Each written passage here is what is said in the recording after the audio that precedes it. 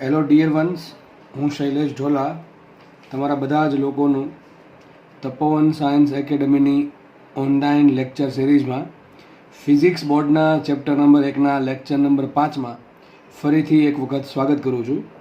તો આની અગાઉ આપણે આ ચેપ્ટર નંબર 1માં જે બેઝિક ખ્યાલ મેળવવાનો છે ભૌતિક જગતનો, એમાં આપણે 3 પ્રકારના બળોનો અનુભવ કરી લીધો છે અને આજે ચોથા પ્રકારના બળનો અનુભવ કરીશું.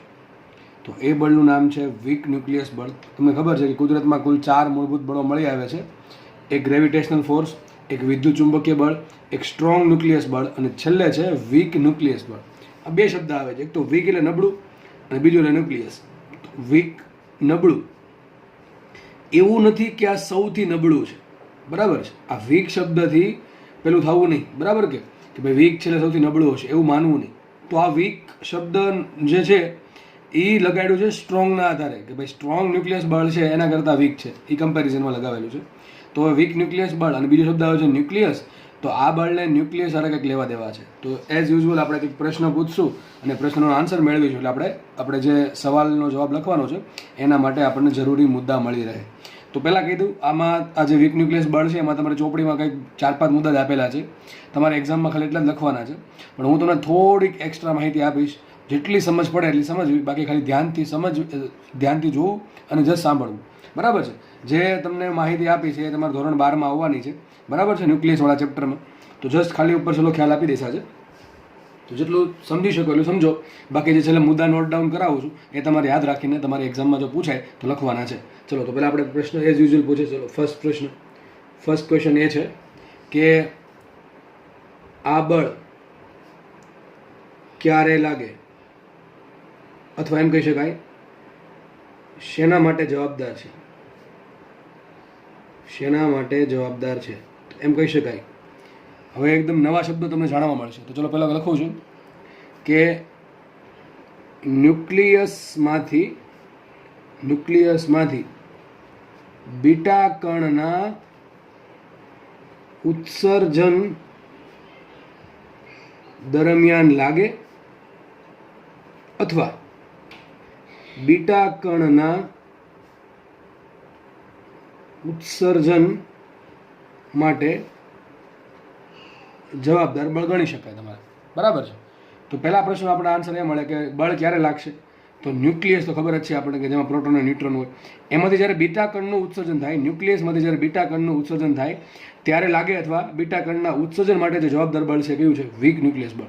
આપણે એક સિમ્પલ પ્રશ્ન થશે, વોટ ઇઝ બીટા કણ? બીટા પાર્ટિકલ શું છે? તમે ધોરણ 10 સુધીમાં કદાચ એવું કંઈક સાંભળ્યું હશે, આલ્ફા, બીટા, ગેમા, એ બધા વિકિરણો સાંભળ્યા હશે, અથવા એક્સરે સાંભળ્યા હશે, અલ્ટ્રાવાયોલેટ યુવી સાંભળ્યો હશે, ઇન્ફ્રારેડ કિરણો સાંભળ્યા હશે, રેડિયો વેવ, માઇક્રોવેવ. આ બધા જ વેવ્સનો અથવા આ બધા જ પાર્ટિકલ્સનો જે કીધા છે, અમુક જે પાર્ટિકલ્સ કીધા છે એમાં વચ્ચે, એ બધા વેવ્સ કે પાર્ટિકલ્સનો અભ્યાસ આપણે ફિઝિક્સમાં વહેલા મોડો કરવાનો છે, બરાબર છે. અત્યારે ખાલી જસ્ટ માહિતી મેળવી લો. હું તમને જસ્ટ ખાલી અત્યારે બીટા વિશે કહું છું. ચલો, બીટા વિશે એક્સ્ટ્રા માહિતી. તો આ જે માહિતી છે, આઈ એમ પ્રોવાઇડિંગ ધીસ એક્સ્ટ્રા માહિતી, એક્સ્ટ્રા ઇન્ફોર્મેશન, બરાબર છે. ચલો, વોટ ઇઝ બીટા? બીટા એક ટાઈપનો કણ છે. શું છે બીટા? એક કણ છે. બીટા કણમાં 2 પ્રકાર પડે પાછા.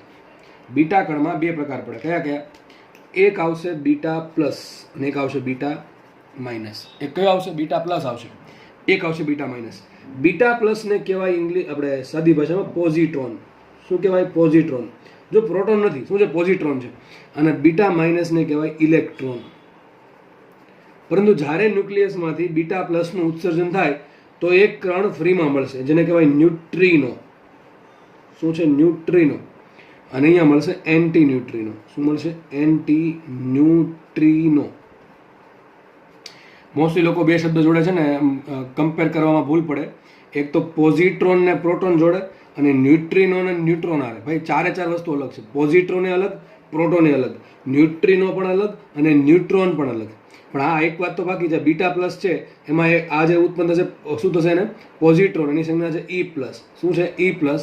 અને ઇલેક્ટ્રોનની સંજ્ઞા છે E માઇનસ. જો પ્રોટોનની સંજ્ઞા શું છે? સાઈડમાં લખી દઉં, સાઈડમાં લખી આપું તમને.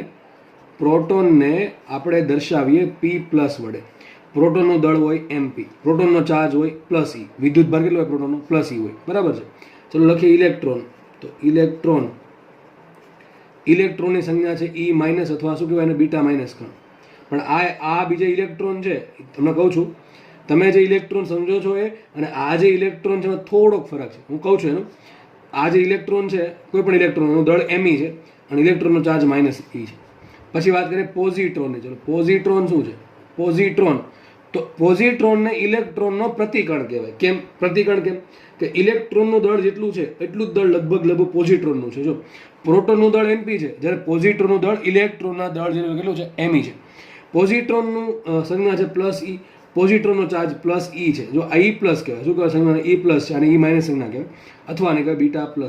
સંજ્ઞા જે છે પોઝિટ્રોનની E+ કયો કે β+ કયો, એનો વિદ્યુતભાર +E છે અને એનો દળ છે Me છે. શું પોઝિટ્રોન ને પ્રોટોન સરખા છે? ના, પ્રોટોન સરખા નથી. કેમ? બેનો વિદ્યુતભાર સરખો છે, કેટલો? +E જેટલો. પણ પ્રોટોનનું દળ Mp છે, જ્યારે પોઝિટ્રોનનું દળ Me છે. એટલે પ્રોટોન અને પોઝિટ્રોન સરખા નથી. ચલો છેલ્લે વાત કરીએ ન્યુટ્રોનની. કોની વાત કરીએ? ન્યુટ્રોનને આપણે સંજ્ઞા ખબર છે N0. એના ઉપર ચાર્જ કેટલો? 0 ચાર્જ 0 છે એના પર. એનું દળ છે Mn સૌથી વધારે દળ હોય તો કોનું છે? Mn, એટલે કે ન્યુટ્રોનનું છે. અને ન્યુટ્રિનો છે એ વિદ્યુતભાર રહિત કણ છે અને એનું દળ ઇલેક્ટ્રોન કરતાં ઓછું છે. બહુ એકદમ સૂક્ષ્મ પાર્ટિકલ છે. તમે સૂર્યના પ્રકાશ સામે ઊભા રહ્યો તો તમારા શરીરમાંથી 1 સેકન્ડમાં અબજોની સંખ્યામાં ન્યુટ્રિનો પસાર થતા હોય. શું પસાર થતા હોય? ન્યુટ્રિનો. બધી માહિતી અહીંયા આપવી થોડીક અઘરી છે. આ બધું જ્યારે આપણે ભણશું ધોરણ 12માં, ત્યારે તમને ક્લાસમાં માહિતી આપવામાં આવશે કે એક્ઝેક્ટલી ન્યુટ્રિનો શું છે. અને અલગ અલગ દેશોએ ન્યુટ્રિનોની શોધખોળ માટે ઘણી બધી પ્રયોગશાળાઓ પણ બનાવેલી છે, બરાબર છે. એમાં ભારત પણ આ દિશામાં થોડોક પગ મૂકવાની તૈયારીમાં છે. આપણે જે ટ્રાય જંક્શન બને નીલગિરીની પહાડી પર સાઉથ ઇન્ડિયામાં, ત્યાંની એક પ્રયોગશાળા બનાવવાની વિચારસરણીમાં છે, બરાબર છે. તો ન્યુટ્રિનો, એન્ટી ન્યુટ્રિનો, પોઝિટ્રોન, ઇલેક્ટ્રોન, આ બધું ક્યાંથી ઉત્પન્ન થાય? બીટા કણ. તો જુઓ, બીટા કણ એટલે આ બધું છે. બીટા કણના 2 પ્રકાર પડે, β+ ને β-. β+ એટલે પોઝિટ્રોન થાય, β- એટલે ઇલેક્ટ્રોન થાય. પોઝિટ્રોન ઉત્પન્ન થાય તો જોડે જોડે ન્યુટ્રિનો ઉત્પન્ન થાય, ઇલેક્ટ્રોન ઉત્પન્ન થાય તો જોડે જોડે એન્ટી ન્યુટ્રિનો ઉત્પન્ન થાય. પણ આ ઇલેક્ટ્રોન કયો છે? જો હમણાં મેં તમને શું કીધું? બીટા કણ ક્યાંથી ઉત્પન્ન થાય? ન્યુક્લિયસમાંથી. જો ન્યુક્લિયસમાંથી. માનો કે આપણે બીટા કણ એટલે β- લઈ લઈએ કરી, તો આ ન્યુક્લિયસ છે. એમાં શું હોય? પ્રોટોન હોય અને શું હોય? બીજો ન્યુટ્રોન હશે. એટલે ખબર છે આપણને. ન્યુક્લિયસમાં શું હોય? પ્રોટોન અને ન્યુટ્રોન. સર તમે તો એમ કહેજો કે ન્યુક્લિયસમાંથી બીટા કણ ઉત્પન્ન થાય. બીટા કણ એટલે કે ઇલેક્ટ્રોન ઉત્પન્ન થાય. સર ન્યુક્લિયસની અંદર ઇલેક્ટ્રોન છે જ નહીં, તો ઇલેક્ટ્રોન ઉત્પન્ન ક્યાંથી થયો? સમજ પડે કે નહીં શું બોલું છું? માનો કે તમારા મગજમાં આવો પ્રશ્ન થયો કે સર તમે એમ કીધું ન્યુક્લિયસમાંથી બીટા કણ ઉત્પન્ન થાય, બરાબર છે. બીટા કણ એટલે કે ઇલેક્ટ્રોન થઈ શકે. તો બીટા કણ એટલે ઇલેક્ટ્રોન, એટલે કંઈથી ઇલેક્ટ્રોન ઉત્પન્ન થયો, બરાબર છે. તો ન્યુક્લિયસમાં તો ખાલી પ્રોટોન અને ન્યુટ્રોન જ છે, તો એમાંથી ઇલેક્ટ્રોન ઉત્પન્ન કેમ થઈ શકે? ક્યાં? આમાં ઇલેક્ટ્રોન તો છે જ નહીં. ઇલેક્ટ્રોન ક્યાં હોય? કક્ષામાં હોય. ક્યાં હોય? કક્ષામાં. તો હકીકત આવું છે. આ તમારી ન્યુક્લિયસ થઈ ગયું અને એની આજુબાજુ ઇલેક્ટ્રોન ભ્રમણ કરે છે. હું આ ઇલેક્ટ્રોનની વાત નથી કરતો. કઈ ઇલેક્ટ્રોનની? જે કક્ષામાં ભ્રમણ કરે છે. હું એ ઇલેક્ટ્રોનની વાત કરું છું કે જે ન્યુક્લિયસમાંથી ઉત્પન્ન થાય છે. અને એ ન્યુક્લિયસમાંથી ઉત્પન્ન થતા ઇલેક્ટ્રોનને જ બીટા કણ કહેવાય. બધા જ ઇલેક્ટ્રોન બીટા કણ નથી. બીટા કણ કયો છે? એ કયો ઇલેક્ટ્રોન બીટા કણ છે? કે જે ન્યુક્લિયસમાંથી ઉત્પન્ન થાય છે. હવે તમારા પ્રશ્નનો બીજો આન્સર કે સર ન્યુક્લિયસમાંથી ઇલેક્ટ્રોન કેવી રીતે ઉત્પન્ન થાય? તો યાદ રાખો, જ્યારે પ્રોટોનનું ન્યુટ્રોનમાં રૂપાંતરણ થાય અથવા ન્યુટ્રોનનું પ્રોટોનમાં રૂપાંતરણ થાય, બરાબર છે. આ પ્રક્રિયા એક તો નથી આખી હું, ત્યારે શું થશે? જ્યારે પ્રોટોનનું ન્યુટ્રોનનું રૂપાંતરણ થાય ત્યારે બીટા- કણ ઉત્પન્ન થાય અને જોડે જોડે એન્ટી ન્યુટ્રિનો આવે. અને જ્યારે ન્યુટ્રોનનું પ્રોટોન ઉત્પન્ન થાય, રૂપાંતરણ થાય, ત્યારે β+ આવશે અને જોડે જોડે ન્યુટ્રિનો આવશે. તો હકીકત આ પ્રમાણે પ્રોસેસ છે. અને ન્યુક્લિયસમાં આવું પ્રોસેસ થયા કરે. પ્રોટોન અને ન્યુટ્રોનમાં રૂપાંતરણ, જોડે જોડે શું મળશે તમને? ઇલેક્ટ્રોન અને એન્ટી ન્યુટ્રિનો. અને જ્યારે ન્યુટ્રોનનું પ્રોટોનમાં રૂપાંતરણ થાય ત્યારે તમને શું મળશે? પોઝિટ્રોન અને ન્યુટ્રિનો મળશે. શું મળશે? ન્યુટ્રિનો મળશે. તો આ પ્રોસેસ થયા કરે. એના કારણે આ કોના બધામાં ન થાય? પાછા બધામાં થાય નહીં. તો શેમાં થાય? Radio active. તમે સાંભળ્યું છે રેડિયો એક્ટિવ તત્વો? મેડમ મર્ક્યુરી છે, યુરેનિયમ. મેડમ મર્ક્યુરી જે આપણે તત્વ આપ્યું હતું, બરાબર, એ અને એના પતિએ પછી એનું ડેથ પણ થઈ ગયું હતું રિસર્ચ પછી. તો આ બધા જે રેડિયો એક્ટિવ તત્વો છે, જેમ કે આપણે થોરિયમ છે, યુરેનિયમ છે, બરાબર છે, એ બધા તત્વો જે છે એ કેવા તત્વો છે? રેડિયો એક્ટિવ તત્વો. એ અસ્થાયી હોય. સ્થાયી થવા માટે શું ટ્રાય કરે? સ્થાયી થવા માટે પોતાનામાંથી આલ્ફા, બીટા, ગેમા એ પ્રકારના વિકિરણોનું ઉત્સર્જન કરતા હોય અને સ્થાયી થવાનો પ્રયત્ન કરતા હોય. તો જે અસ્થાયી તત્વો છે, કે જે રેડિયો એક્ટિવ તત્વો છે, એમાં આ બધી પ્રોસેસ થાય કે ન્યુટ્રોનનું પ્રોટોનમાં અને પ્રોટોનનું ન્યુટ્રોનમાં. તો બધામાંથી કાંઈ બીટા કણ ઉત્પન્ન થાય નહીં. તો શેમાં ઉત્પન્ન થાય? ખાલી અસ્થાયી તત્વો અથવા રેડિયો એક્ટિવ તત્વોમાં થાય છે. તો આ તો બધી એક્સ્ટ્રા માહિતી છે. આ બધું કાંઈ તમારે યાદ જ રાખવાનું. જસ્ટ ખાલી એટલું સમજ્યા તમને મેં ખાલી આટલું સમજાવ્યું. આ લખ્યું ને બીટા. આ બીટા શું છે એના માટે મેં 5 મિનિટ બગાડી. બીજી બરાબર. આ બીટા સમજવા માટે હજી તમને એક્ઝેક્ટલી તો ખબર નહીં જ પડી હોય હું શું કહેવા માંગુ છું. એ કંઈ વાંધો નહીં, એની કોઈ તકલીફ અત્યારે નથી, બરાબર છે. જસ્ટ ખાલી ઉપર છેલ્લે માહિતી આપી, એ પણ બહુ ફટાફટ આપી, ક્વિક માહિતી આપી છે, બરાબર. તારી બહુ કંઈ ચિંતા કરવી નહીં. ખાલી એટલું સમજી લો કે બીટા કણ શું છે. બીટા કણ છે એ બીટા પ્લસ હોઈ શકે, બીટા માઇનસ હોઈ શકે, એ પોઝિટ્રોન હોઈ શકે અથવા ઇલેક્ટ્રોન હોઈ શકે. પણ આ ઇલેક્ટ્રોન કયો ઇલેક્ટ્રોન છે? કક્ષામાં ઘૂમતો ઇલેક્ટ્રોન નથી. કયો છે? ન્યુક્લિયસમાંથી પ્રોટોનના પ્રોટોનનું જ્યારે ન્યુટ્રોનમાં અથવા ન્યુટ્રોનનું જ્યારે પ્રોટોનમાં રૂપાંતર થાય ત્યારે જે પોઝિટ્રોન કે ઇલેક્ટ્રોન ઉત્પન્ન થાય છે, એમાં જ્યારે પ્રોટોનનું ન્યુટ્રોનમાં રૂપાંતરણ થાય ત્યારે બીટા માઇનસ એટલે કે ઇલેક્ટ્રોન ઉત્પન્ન થશે. આ ઇલેક્ટ્રોનની વાત છે કે જ્યારે પ્રોટોનના ન્યુટ્રોનમાં રૂપાંતરણ દરમિયાન ન્યુક્લિયસમાંથી બહાર આવતા ઇલેક્ટ્રોનને શું કહેવાય? બીટા માઇનસ કહેવાય. શું કહેવાય? બીટા માઇનસ કહેવાય. સમજ પડે છે? તો પહેલાં આપણે વાત ક્યાં કરીએ છીએ? વીક બળની વાત કરીએ. વીક બળ ક્યારે લાગશે? જ્યારે ન્યુક્લિયસમાંથી બીટા કણનું ઉત્સર્જન થાય ત્યારે તમને શું જોવા મળશે? વીક બળના આધારે આ બધું થાય છે એવું જોવા મળશે. નેક્સ્ટ વાત કરીએ આપણે તો એક મુદ્દો લખી નાખીએ. ચલો મુદ્દા જોડે લખતા જઈએ આજે. તો પહેલા મુદ્દો લખીએ આપણે કે ભાઈ આ બળ જે છે કયું બળ? વીક બળ. આ બળ ન્યુક્લિયસમાંથી બીટા કણના ઉત્સર્જન માટે જવાબદાર છે, અથવા જ્યારે ન્યુક્લિયસમાંથી બીટા કણનું ઉત્સર્જન થાય ત્યારે વીક બળ લાગે છે. પહેલી વાત તો આ થઈ ગઈ. પછી આપણને ખબર પડે કે બીટા કણના ઉત્સર્જન દરમિયાન ચલો શું ઉત્પન્ન થાય? ઇલેક્ટ્રોન પ્લસ એન્ટી ન્યુટ્રિનો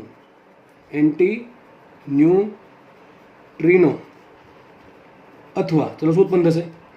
બીજું કાં તો પોઝિટ્રોન પ્લસ ન્યુટ્રિનો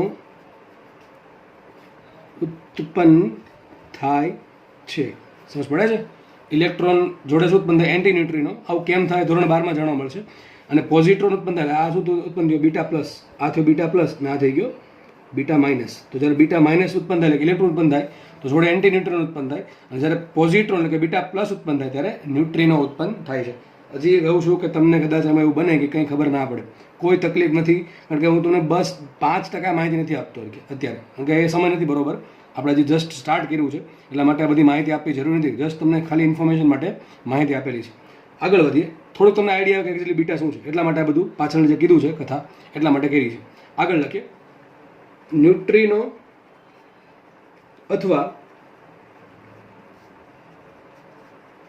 એન્ટી ન્યુટ્રિનો જ્યારે બીજા કોઈ કણ સાથે પ્રક્રિયા કરે અથવા આંતરક્રિયા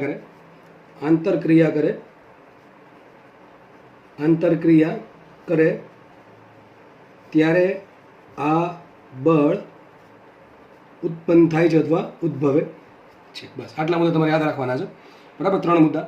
પછી આપણે હવે કમ્પેર કરીએ. જો ન્યુટ્રિનો છે વિદ્યુતભાર રહિત છે, એનું દળ બહુ ઓછું હોય. પછી આપણે કમ્પેર કરીએ, એ કમ્પેરિઝન કરીએ કે આ જે બળ છે કેટલા વિસ્તારમાં લાગશે. અને એક તો એ કમ્પેર કરશું કે આ બળ છે એ કેટલા વિસ્તારમાં લાગે છે. પછી એ કમ્પેર કરશું કે આ બળ છે કેટલું પ્રબળ છે, ગુરુત્વાકર્ષણ કરતાં પ્રબળ છે કે નબળું છે, વિદ્યુત ચુંબકીય કરતાં પ્રબળ છે કે નબળું. આપણે એ પણ ડિસ્કસ કરીને બળનો ટોપિક પૂરો કરીએ. પછી આપણે લખવાના કે આ બળની અવધિ એટલે શું થાય? કેટલા વિસ્તારમાં લાગે. આ બળની અવધિ બહુ ઓછી છે, 10⁻16 મીટર જેટલી છે. યાદ કરો તો સ્ટ્રોંગ ન્યુક્લિયસ બળની અવધિ કેટલી હતી? 10⁻15. જ્યારે વીક ન્યુક્લિયસ બળની અવધિ કેટલી છે? 10⁻16. બહુ ઓછી છે, બરાબર છે? સ્ટ્રોંગ ન્યુક્લિયસ બળ કરતાં પણ 10મા ભાગની છે એમ કહી શકાય. ચલો ખબર પડી ગઈ. પછી આ બળ પ્રબળ છે નબળું તો લખી શકાય. આ બળ ગુરુત્વાકર્ષણ બળ કરતાં પ્રબળ, પરંતુ વિદ્યુત ચુંબકીય બળ કરતાં નબળું છે. ચલો અહીંયા પૂરું થઈ ગયું. બસ આટલું જ લખવાનું તમારે. 3-4 મુદ્દા પૂછાય તો બરાબર છે. એક તો શું? ન્યુક્લિયસમાંથી વીક બળ એટલે બીટા કણને યાદ કરી દેવાનું. વીક બળ આવે એટલે બીટા કણને યાદ કરી દેવાનું કે ન્યુક્લિયસમાંથી બીટા કણનું ઉત્સર્જન થાય ત્યારે એના માટે જવાબદાર છે, તો ત્યારે ઉત્પન્ન થાય છે. બીટા કણના અવશોષણમાં શું થાય? જો બીટા માઇનસ કણ ઉત્પન્ન થયો હોય તો ઇલેક્ટ્રોન અને એન્ટી ન્યુટ્રિનો ઉત્પન્ન થાય, અને જો બીટા પ્લસ કણ ઉત્પન્ન થયો હોય એટલે કે પોઝિટ્રોન અને ન્યુટ્રિનો ઉત્પન્ન થાય.